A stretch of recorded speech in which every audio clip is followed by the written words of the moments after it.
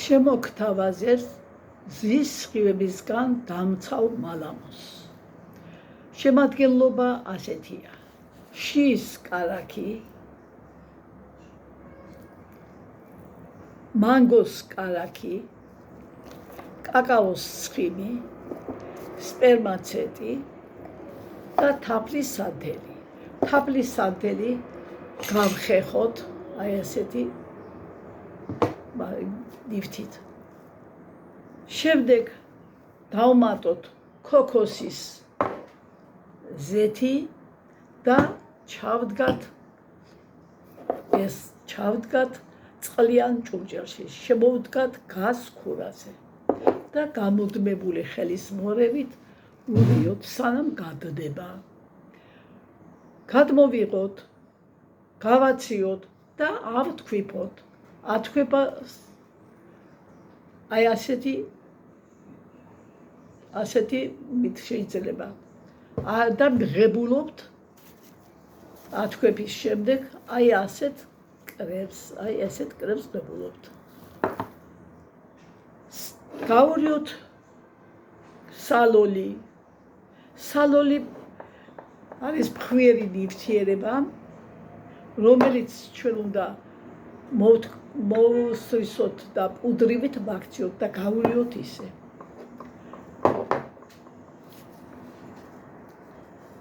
და ვღებულობთ კრებს. სალოლზე კითხავთ, რატომ ურევ სპერმაცეტს? სპერმაცეტს აქვს რეგენერაციის უნარი, ის ახლობს ზის დამწვრობისგან მიღებულ ნაიარევს და სიწითლეებს და წყლიან ბუშტუკებს. ხოლო სალოლი არის ნივთიერება, რომელიც ისე იგი მზის სხივებს ირეკლავს და შთანთქავს.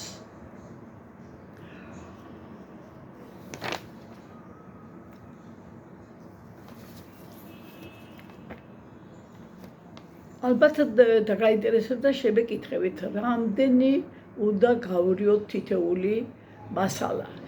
შის კარაქი აიღოთ 5 მილიგრამი თქვათ, შეგიძლია 10-იც აიღოთ. კაკაოს სხივი 5 მილიგრამი, მანგოს კარაქი 5 მილიგრამი, თაფლის სანთელი 2 მილიგრამი, სპერმაცეტი 3 მილიგრამი, ხოლო ქოქოსის ზეთი შეგვიძლია 15 მილიგრამი დავასხათ.